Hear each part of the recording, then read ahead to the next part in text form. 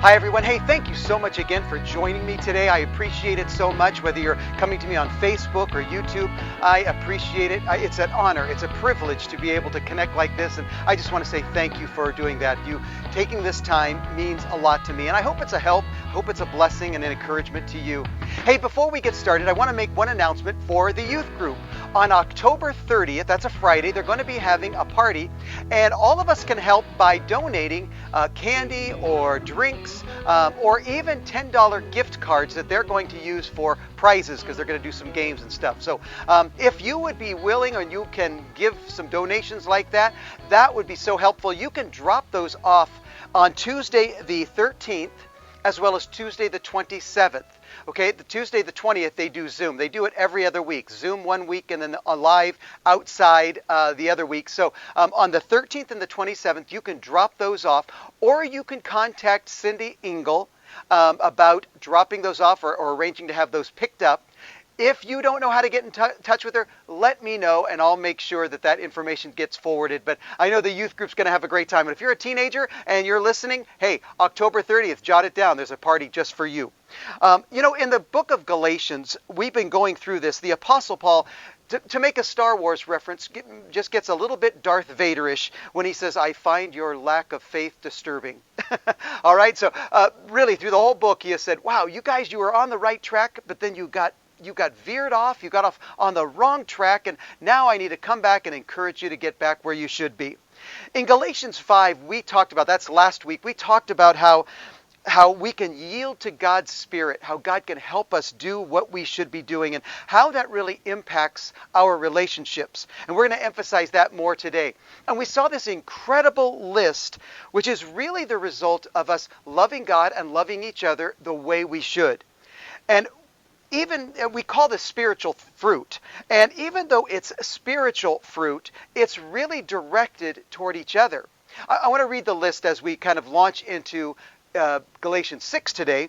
But here it is in Galatians 5:22 through 26. It says, but the fruit of the Spirit is love. Now, I want to stop and say that word love there in the Greek, and the Bible, the New Testament was written in Greek. That word in the Greek is actually singular. So it's saying there's one fruit of the Spirit, love. And how does that show itself? It shows itself by a bunch of results. Joy, peace, patience, kindness, goodness, faithfulness, gentleness, and self-control. Against such things there is no law. Those who belong to Christ Jesus have crucified the sinful nature with its passions and desires. Then he says, since we live by the Spirit, let us keep in step with the Spirit. I think one of the oldest and most well-worn comedy routines, and I really like it, is, when somebody has kind of a peculiar walk and they say, walk this way, and they kind of funny walk, and so the people behind them walk kind of funny that way. I love that. It's just, it's a total setup, and it's been around for many, many years. In fact, I was looking and tracing movies. 1932 was the earliest I could find, but really funny stuff. But I think this section we're going to get into today is really the kind of, hey, walk this way, live this way kind of section of the book. Paul closes chapter 5 with a very relational warning as we transition into this section. He said, let us not become conceited, provoking and envying each other. So being filled with the Spirit isn't just some mystical, private experience. The Spirit strengthens us to do what we should do, yes, before God, but really as it relates to us with each other. And so that's why this is so important. So what about when we're struggling? Well, that's when we rely on God's Spirit. Well, what about when we know people, or have friends or family who are struggling? That's when we have that love and we utilize that list that God gives where we have those fruit of the Spirit that we share. We are to apply that love list. And last week, Paul talked about how spiritual life is like a race. And the people had gone off course on this race. He said, you'd been running really great for a while, and then you got off. The spiritual life is like a race. And this isn't the only time that he compares it that way. But if you think about it, there's really only two ways to win a race. One, you can run faster than everybody else. Or two, have everybody else quit before they get across the finish line, right? Well, as we talked about this letter to the Galatians, we encountered a group of very egotistical, legalistic guys called the Judaizers. They were trying to combine the truth of Christ with all of the rules of the Mosaic law, and it was really a disaster. And these legalistic people, what they really do is, and legalistic people in general, really take a standard, they choose a standard or create one, and then they apply it to themselves, supposedly, but also to everyone else. And they say, hey, if you're really going to make God happy, you have to do this and you have to do this. Well, these guys used the law of Moses, as I said, and they were especially obsessed, for some reason, with circumcision. And legalists think that they can work to gain God's approval, to gain God's acceptance. But not even legalists know really whether they're doing well or not. All they can do is really compare themselves to each other. And so consequently, they take great comfort in the failure of others. They don't want to run faster than everybody else because they don't even know if they can. But they enjoy seeing the failure of others because then they know they are quote unquote winning. And legalism makes no room for grace. It makes no room for restoration and connecting. And by the way, somebody is a legalist. I know that sounds like maybe an antiquated term, but there's legalistic people today. And they're legalistic if they take pride in their own morality, or they have kind of a holier than thou kind of attitude, or they really show a lack of love and forgiveness, especially with people who are struggling. So instead, we're called really to identify and to really help people who struggle, to help each other out in this difficulty. Now, we're to help each other with burdens of life, and when we're called to help each other, there will be times, for example, that we are called to confront each other, and because we care about them. And instead of, standing around and, pointing at their mistakes, which is very popular, we need to really be ready to pitch in and help them with their struggles. But as you can imagine, there is a right way and there's a wrong way for us to approach people. Now, I want to just say right off the bat, this is very appropriate in our current, political culture. This will be of help to you. Now, we're going to look at it in a kind of a church context and kind of a context of Christians, but these principles will be very, very helpful for you when you're really striving to mutually respect somebody, even if they disagree with you, even if you think they're totally out there, or perhaps maybe you feel like you're being attacked. This is a great way to really build those relationships and to help each other as we navigate through this really crazy, tough time, especially in these next number of weeks during, facing the election. But in verse 1 of chapter 6, it gives us some guidelines, the kind of the who and the how. In Galatians 6:1, it says, brothers, if someone, and that's anyone, if someone is caught, and that word caught means overtaken or taken by surprise, because here's the truth. We can have the best of intentions, but you and I have probably both had times when we did something stupid or even wrong that we didn't intend to do. So anyone who's caught, overtaken in a sin, you who are spiritual should restore him gently. He says spiritual people should help the struggling. So you extend grace, you don't gossip. You give love, not a lecture. See, unbelievers or those who are not following Christ, look, they can't give us necessarily the spiritual help we need. I mean, let me just say, if you're an unbeliever or you're not a Christian and you say, hey, I'm really trying to learn here, I've gotten a lot of great advice from people who aren't Christians. But if we really want some deep spiritual help and spiritual advice, that really has to come from somebody who's following God, following what God has asked them. Unbelievers or those, really can't give you spiritual help, but we all need people who love us enough that they're willing to help us during these tough times. So the very first thing, as it says there, those who are spiritual, come and restore them gently. So my first point is this. As we go and as we approach others, if we have to help each other, number one, go prayerfully. Go prayerfully. Now, again, if you're somebody who say, well, I'm not really a Christian, I'm really just checking this all out, you can say, hey, go gently, all right? But go with thought. We're to build people up, not beat people up. It's easy when we see someone just to all of a sudden just jump into kind of a prideful, mode because, I mean, after all, it's not us, right? So we're prideful that it wasn't us blowing it, or we reject them, even kind of give them a silent treatment, and we reject them because, like, look at the mess they're making of their lives or whatever. But that's not being led by God's Spirit. That is not what God wants from us. See, Satan loves beating people up. That's what he would love for us to do to each other, is just to beat people up, because that's what he does. He loves to make people feel guilty. At Hillside, I just want to say, we're committed to building people up, not beating people up. So even when we have to tell the hard stuff, the hard truth, we are committed to helping and to building, not beating people down.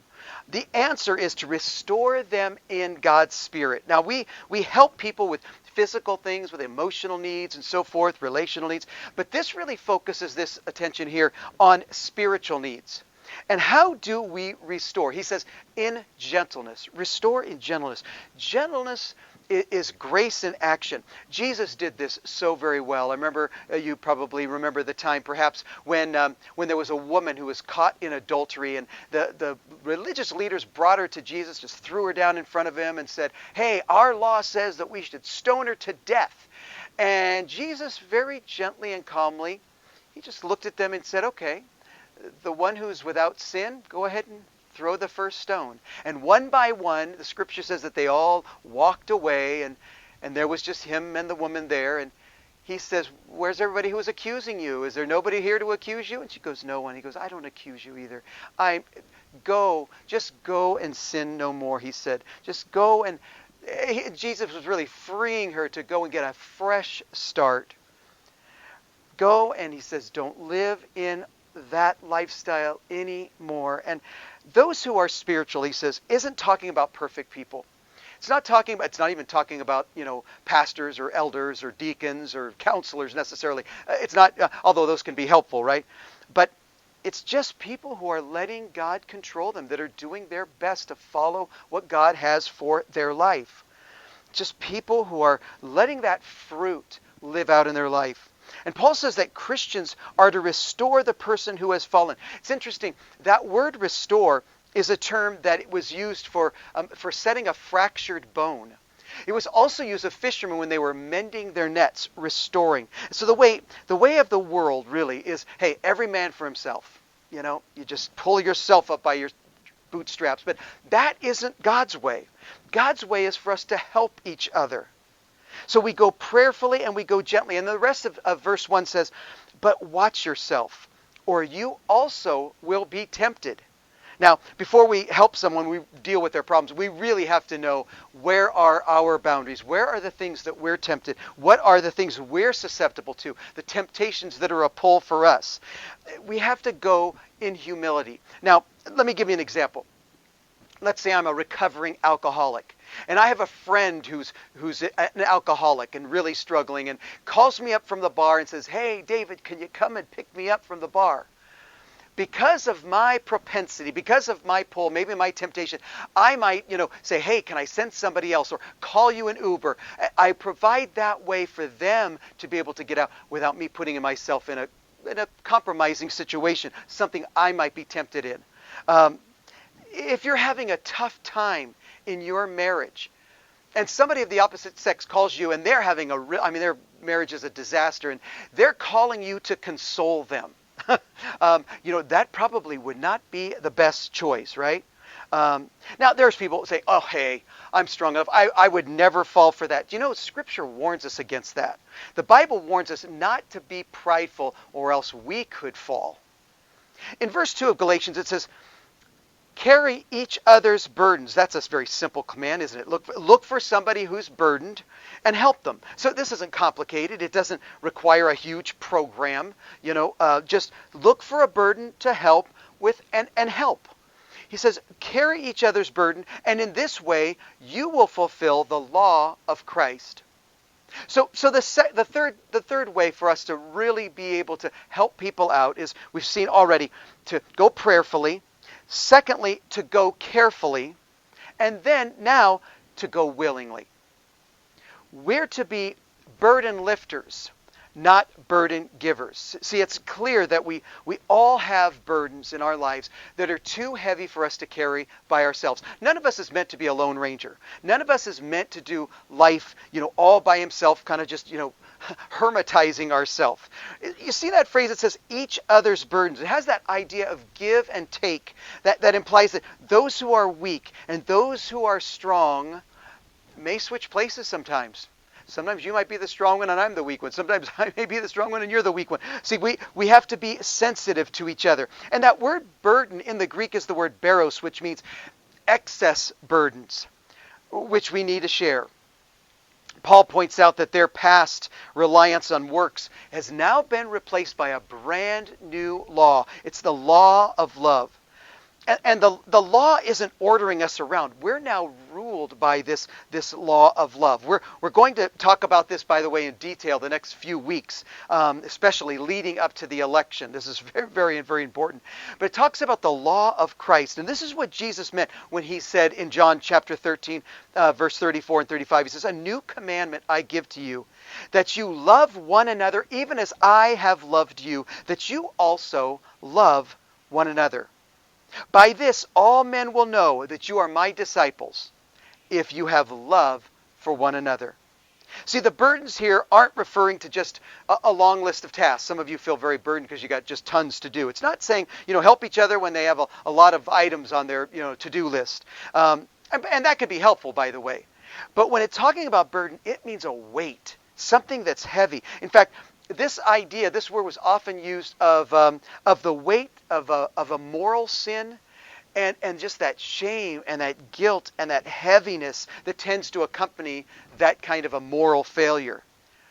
But nobody has a right at all to get on their high horse and start saying, well, I would never, Not only should we take caution, does he say, but because we don't want to fall into the same temptation, but we need to be aware of pride creeping into our lives, into our thinking. In fact, he says in verse 3, if anyone thinks he is something, he thinks he is something. When he is nothing, he deceives himself. Now, I think most of us would admit we probably at least one time or another have an exaggerated opinion of ourselves, some exaggerated estimation of ourselves. See, we deceive no one more than we deceive ourselves. And self-conceit really blunts our care for other people. And so that's why number 4 is so important, that we go humbly. We go humbly. And by the way, when he says they're nothing, he's not saying that everyone is without value and they're absolutely nothing. That's not what he's saying. Paul is saying that even those who are most confident can fall. You've probably seen this. Those who feel secure and think, hey, it's impossible. I'm just not going to fall for that. Even they are not safe. People are most susceptible to being completely deceived and falling flat on their face. In other words, that's when they become nothing, when they have that highest view of themselves. See, that's when the tables turn, and then they need the help. They need the sympathy. They need this kindness that we've been talking about. So then in verse 4 it says, each one then should test his own actions. Then he can take pride in himself. Now wait a second, pride. Didn't we just talking about that? Isn't pride a bad thing? And there's a negative kind of pride, and then there's a positive kind of pride as well. There's a good pride.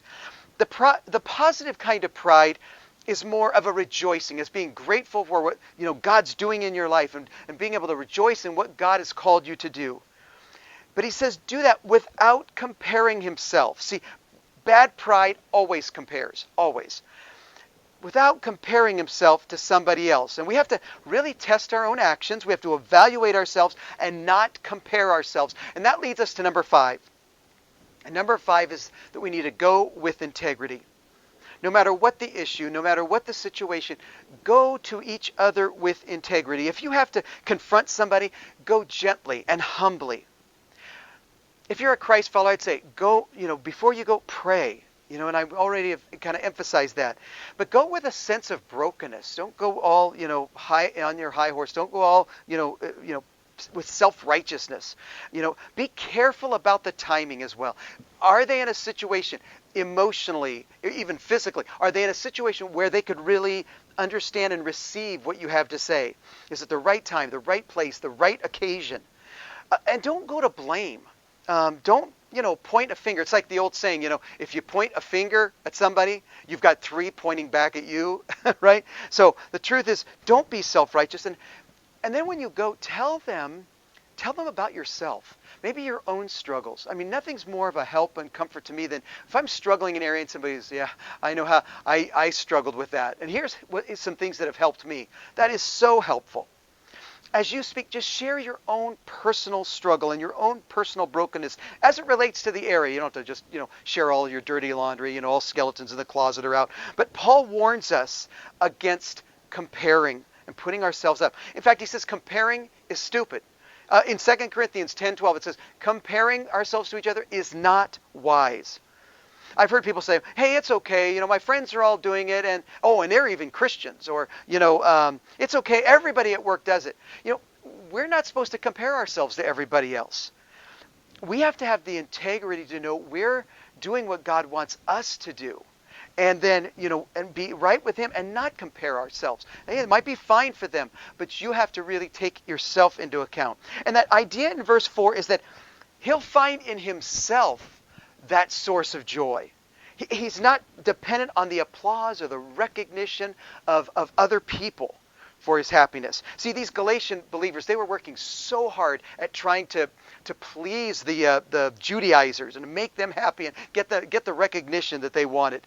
But a person can and should find happiness. And listen, this is so important. You can and you should find your happiness in the love of Christ alone in this life.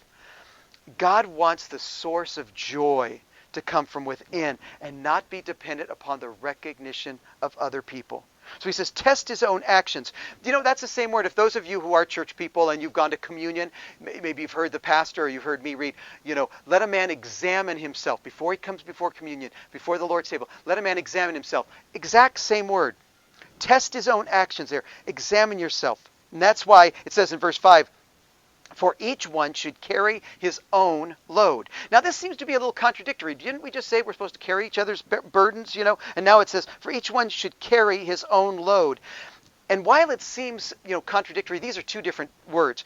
The word load isn't the same word as the word burden up there in verse 2. Burden refers to that excess, that weight, that extra heaviness that we are carrying, that we can't and shouldn't carry alone. But the word load here is a word for a common person's backpack. So hey, students, picture, your backpack going to class. So remember those days when you went to class? But it's an individual person's responsibility. It's the pack that they carry, the responsibilities they carry. And that can't be shifted to someone else. So number 6 in all of this, in going to people, is to do so responsibly. Go responsibly. And this goes hand in hand with integrity. See, don't rebuke someone for laziness if you're lazy. Don't confront somebody about something that you know that you should be doing and you're not, and you're thinking, well, they should be doing this. Don't even do it. See, that's the problem with the burden shift, though. Sometimes what happens is we get people. And maybe some of you are listening, and maybe you're one of those people who's a very, very responsible person, maybe overly responsible, and you do, help people out with their burdens, with their heaviness and their difficulty. What happens is people who tend to be burden givers tend to find people who are burden takers, and they get connected, and those burden givers can really manipulate and use and really distract those people who are, out of the kindness of their heart, burden takers, right? And, I hope that all of us can be burden lifters at one time or another. But, really be careful and realize that God wants you to do this, but you can also be taken advantage of. I'll give you an example that perhaps helps, because this can happen in families. It can happen in parenting. So, as our children get older, from the time they're born, as babies, we do everything for them, right? But as they get older, we release more and more responsibility that they do, that they should have. And so where do we get, overtly protective parents, helicopter parents, as we call them? What is it? It's people that have not let their kids take on the responsibility that they should. With adults, if we do this, it's what we call that codependency. And that's not healthy. So burden givers make excuses, but burden lifters make plans. And yes, there are things in life that may be heavy that God wants you by yourself to carry. A good example of this is Paul, the Apostle Paul, the one who wrote Galatians. He had a time when he had this physical burden that he was bearing, and he prayed to God over and over for God to remove it, but God didn't. And God just said, nope, I'm going to give you my grace instead. My grace is going to be sufficient for you. And Paul rejoiced in that he was able to do that, and it helped him and it strengthened him, even though that was a burden that he had to carry. He called it a thorn in the flesh. He had to carry that by himself. Nobody could take it for him. He had to carry it. But verse 1 spells out that our goal for going to each other isn't to criticize, it's not to condemn, it is to restore. It's bringing people back together. So what are these people being restored to? Well, you could think of it as your own relationship, your own fellowship. A very churchy sounding word, I know, but you bringing them back to the Lord, their relationship to God, and their relationship to each other. So let me just say this: don't ever confront someone, especially, relationally, don't ever confront someone who you're not willing to hang out with.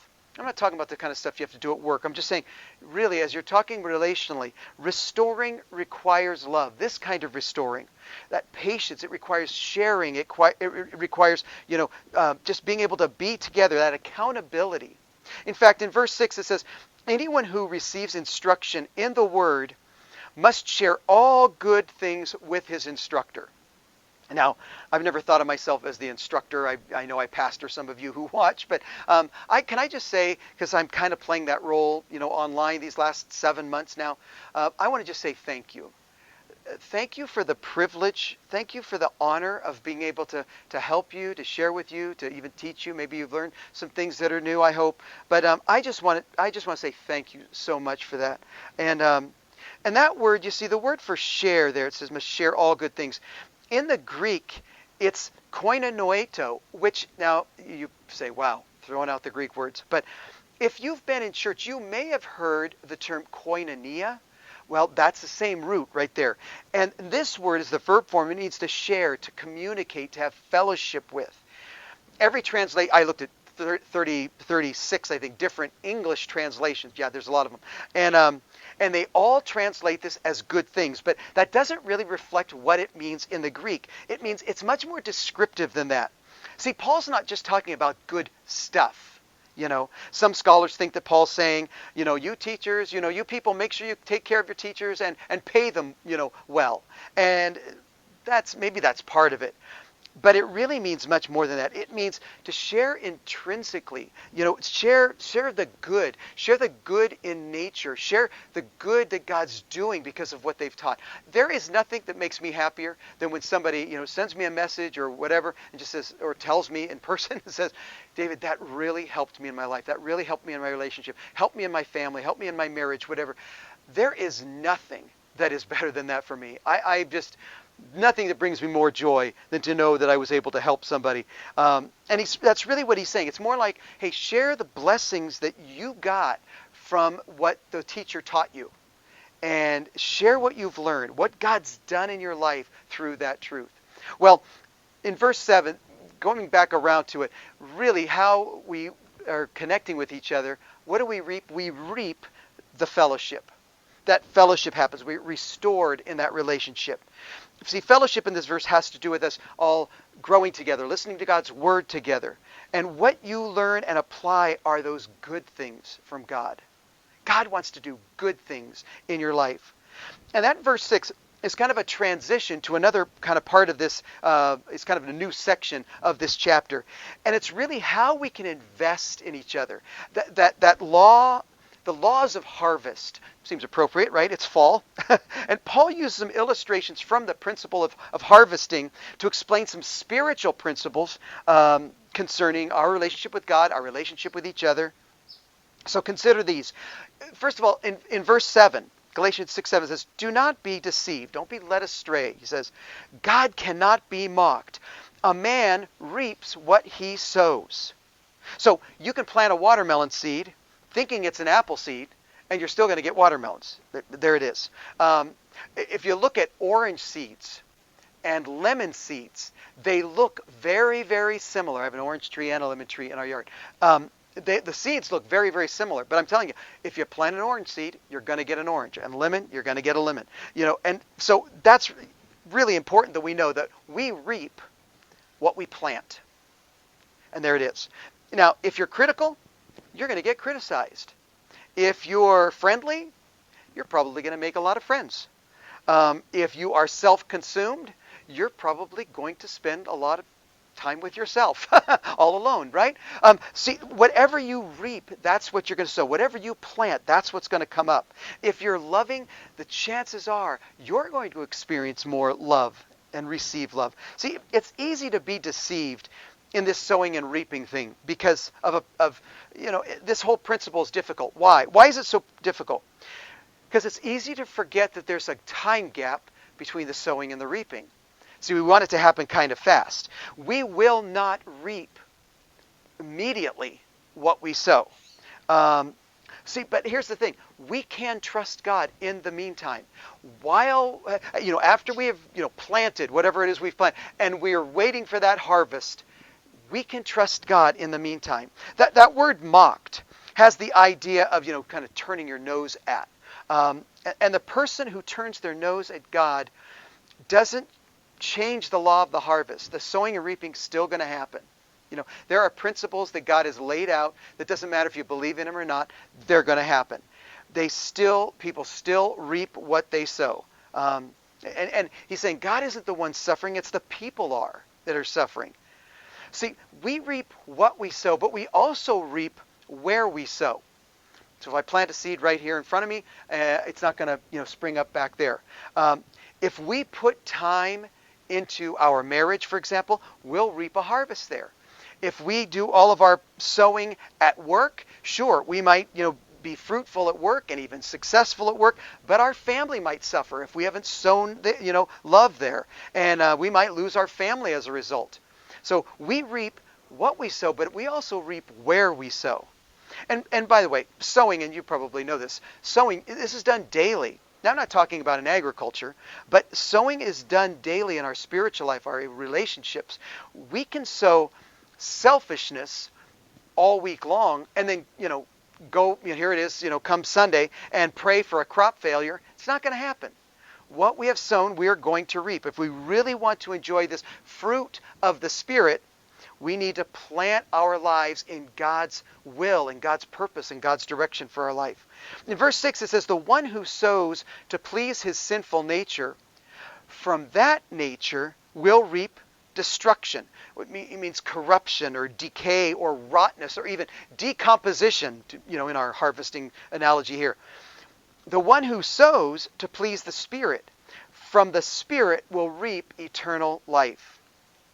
There's a huge difference between us just living for the temporary, this temporally oriented life. And there's a big difference between that and an eternally oriented life.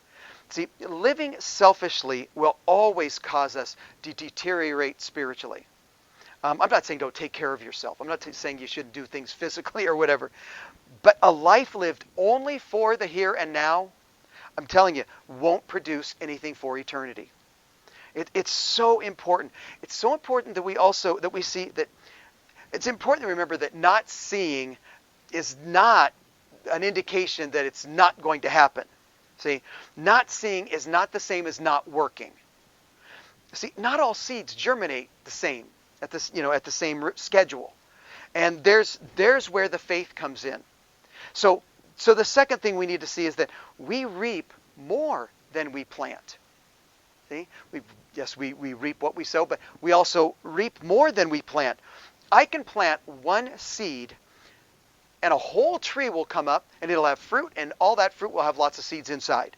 I can plant one kernel of corn, and a big stalk with lots of ears of corn will come up with lots of, kernels. One will produce a lot. I could even, I could smile at you here, and maybe online, it's producing smiles even now. See, I mean, one smile can go a long way. And the truth is that yes, I could do it in a bad negative way too. I could, when in my coaching years of soccer, I could lose my temper, totally lose my cool on the soccer field, and I could ruin that game for my entire team, for all of my parents watching, maybe even the other team, because I, totally, if I went ballistic or something. Here's the thing: I could share one simple word, one message that could maybe change somebody's life, maybe for the rest of their life, maybe for eternity. And just that one message or that one word. You say, well, okay, come on. Everybody sins. That's true. We all do. But one sin doesn't always result in just, one sin's worth. I've seen one sin lead to an addiction. I have seen one sin, bring a lot of pain, even bring disease. I've seen I've seen sin bring death, But you say, yeah, but I'm just hurting myself. I'm not hurting anybody else. I'm just hurting myself. I'm telling you, I have seen one wrong thing, one wrong sin destroy a marriage, destroy a family, crumble a business. It's just this one little, lack of integrity, this one little cheating on the side could ruin a lot of things, shatter hopes, shatter dreams. Just one little seed, one negative seed. It can ruin so much. One little seed can flourish for good or it can flourish for evil. And we really have the choice. It's our choice. Harvest always follows a season of planting and a season of growing. In verse 9 it says, let us not become weary in doing good. Now, this doing good is the idea of admirable deeds. I'm talking about doing good things or whatever. Please don't confuse that doing good's going to get us to heaven. That's not it at all. That's what this whole book has been about, that's not it. But he's just talking about the idea of admirable deeds, helpful deeds, not works of legalism like the Judaizers said, that you got to do these things and that's going to determine whether God loves you or not. But he says, let us not become weary in doing good, for at the proper time, and that's God's time, we will reap a harvest if we do not give up. See, all of us wish we could have an instant harvest. In fact, that's why we go to the nursery and we get plants that are already grown up and trees that are already grown up. I've literally bought trees already with fruit on them because we don't want to wait. Have you ever planted seeds and then forgot you've planted them? Right? We've totally forgotten by the time they start sprouting up. And sometimes doing the right thing can be tiring. Sometimes doing the right thing just doesn't feel like it's paying off. And we work hard, nobody notices, doesn't seem like anything's really being accomplished. We're faithful to God, but where has that really got me? Doesn't seem like it's made any difference. But God says, it's not harvest yet. See, it takes a little bit of time. Don't give up. Keep on, keep doing good. Keep loving. Keep serving. Keep cultivating your relationships. Pour into your kids, pour into your families. You feel like, those of you with teenagers, you feel like, oh, what difference am I making? I feel like I've already lost them. No, keep on. Invest in your marriage. Don't give up on it. Don't stop. The harvest is on its way. You said, I've neglected it for years. Begin harvesting it now. And here's the third principle that's so important in this. And as we reap in a different season than we plant. See, it took me 7 months of our pandemic, so far it's been 7 months, to get this much out of shape. And it's going to take me more than 7 months to get back into it. I could just guess you that. Over the years, when I've counseled people, I've had people call me and they'll call me on the phone and they'll say, Pastor, you help me. My marriage fell apart last night. And then I have to bring the news to them that, no, you've been working on this for, a while now. It wasn't just last night. Everything was going great and then all of a sudden fell apart. See, most of our pains and our problems don't sneak up on us. If we really take a look, we know that there's been some things that have happened along the way. We all want instant harvest, right? Shoot, I'd like to go on a diet for one day and lose 10 pounds. Some of you, I'd like to... You say, hey, I'd like to go to the gym one time and have my muscles just bulging and all strong. I'd like to say one nice thing to my boss and have my boss stop being a jerk. Just one nice thing. I'd like to read my Bible and pray just one morning, and then I wake up, the next morning and I'm, a spiritual giant. All of us, we would love for it to be quick like that, but that's not the law. It doesn't work that way. It doesn't work that way with plants, and it doesn't work that way with people. There's a direct correlation between persistence and motivation. See, here's the truth. Sooner or later, you're going to be criticized. It's impossible to do anything of significance without somebody criticizing it.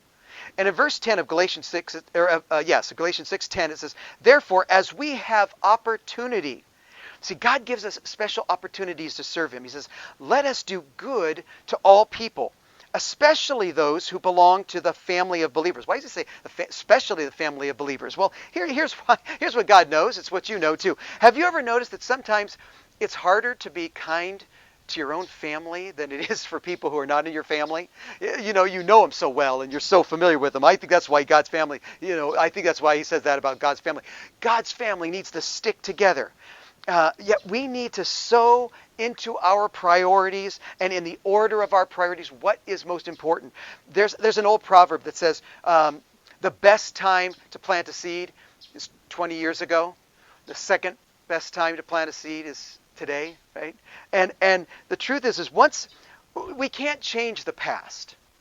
We can't go back and do that over. We can start now and make a different kind of ending, a different harvest. See, we once that harvest is in, its quality, its quantity has been determined. That's it. It's set. But we can take steps to the next harvest being better, to next year's crop, if I could say it that way. And that's what leads me to number 4. We can do nothing about last year's harvest, but we can do something about next year's.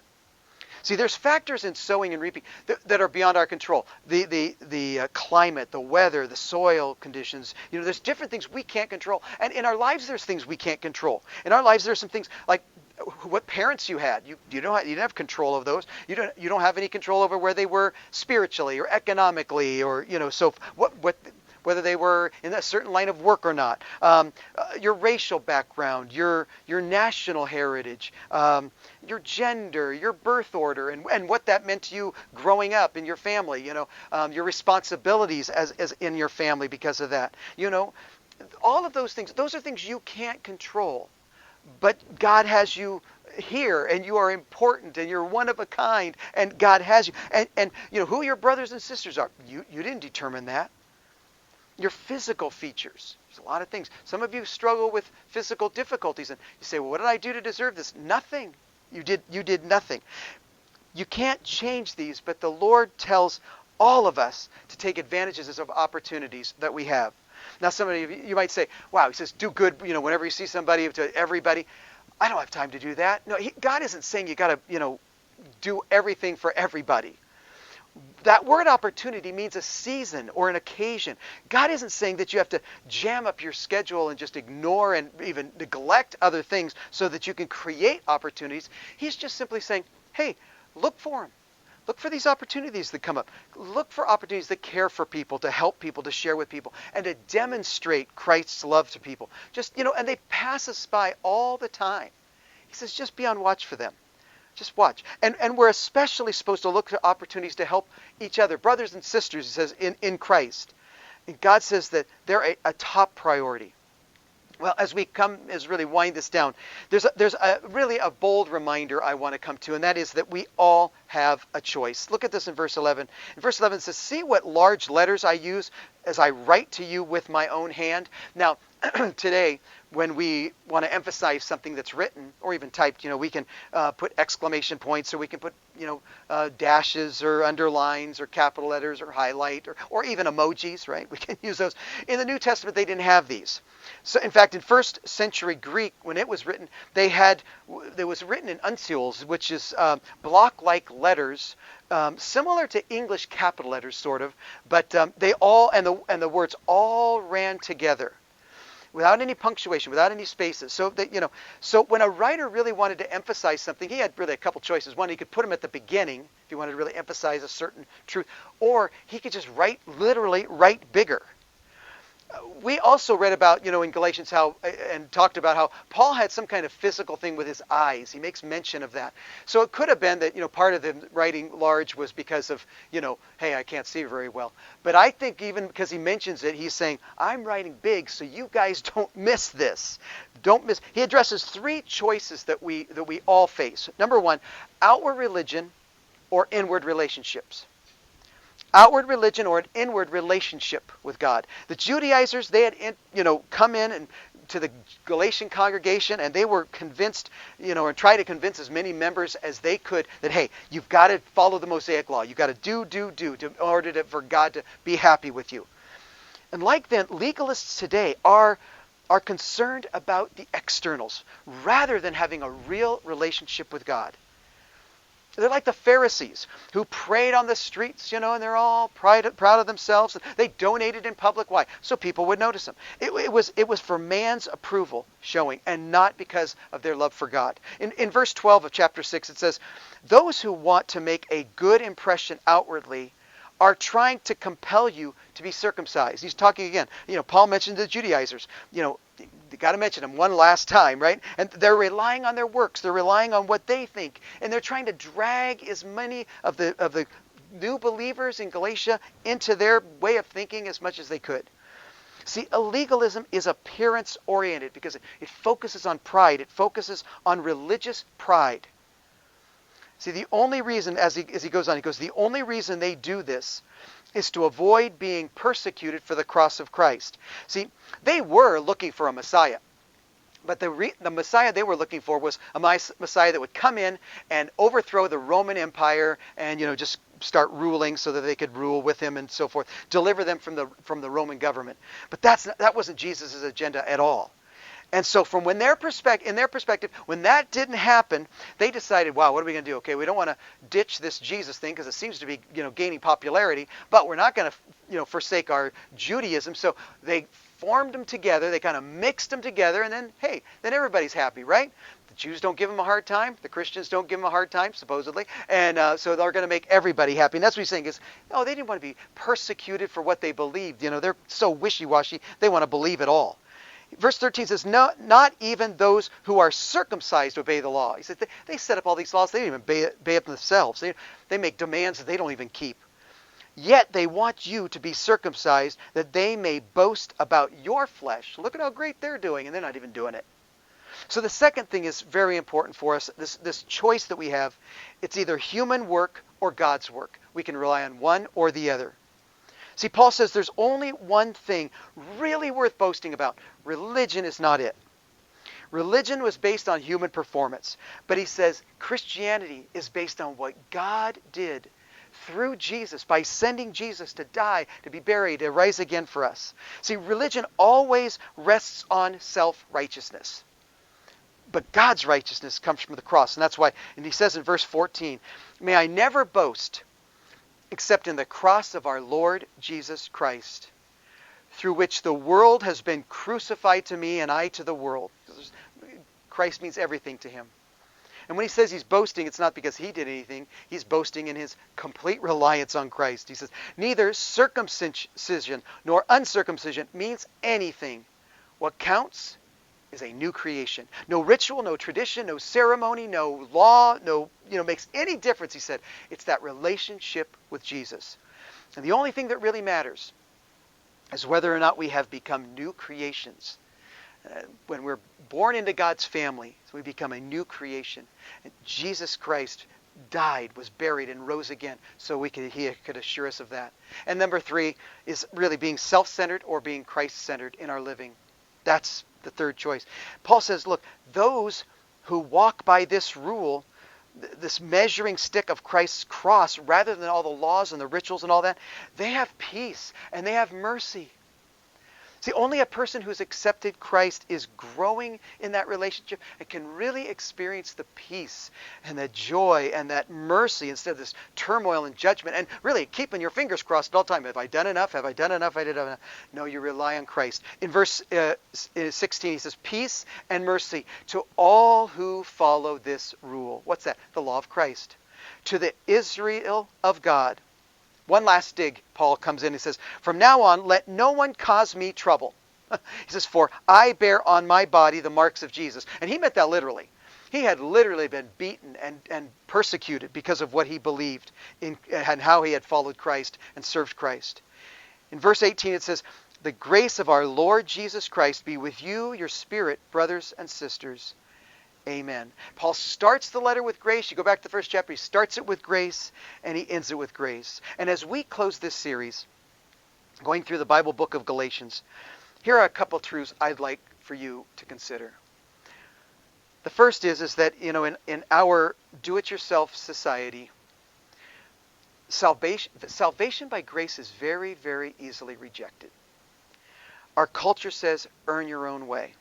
Hard work will get you where you want to go. Anything worthwhile requires a lot of sweat. Then we're told here that the greatest prize, that the greatest thing in life can be ours simply by accepting the sacrifice of someone else. See, that just seems very counterintuitive to us. It seems very contrary to our humanistic mindset. It seems ridiculous. Yet Paul makes it so plain that the only thing we have to gain by trying to work for our salvation is separation from God for all of eternity. So the second thought I want to bring to your attention is this. In God's plan, the only way we are saved is through Christ's finished work on the cross. He said, it is finished. Jesus has achieved what we could not. He completely paid our debt to God. Christ has provided our release from the curse and the demands of the law. All those rules you want to throw on yourself, all those rules that maybe your past, religious experience, Jesus has taken all of those. He's made it possible for us to become free and to serve Him in love. How does that happen?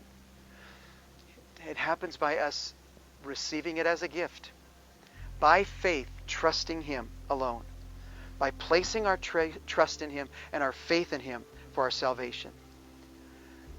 Today I'm going to, as I've been doing, end with a prayer that it was similar to what I prayed when I asked Christ to be my Savior, to save me. When I said, I'm not going to try and work my way to heaven anymore, I want to be in God's family. I'm going to pray a prayer, and I'm going to display it right here. And I want to invite you to pray it along with me, would you? If you would like to accept what Christ did for you, setting all that aside, you're not going to try and work your way to heaven anymore. You're going to trust that what Jesus did by dying, being buried, and rising again is for you. He wants you to come.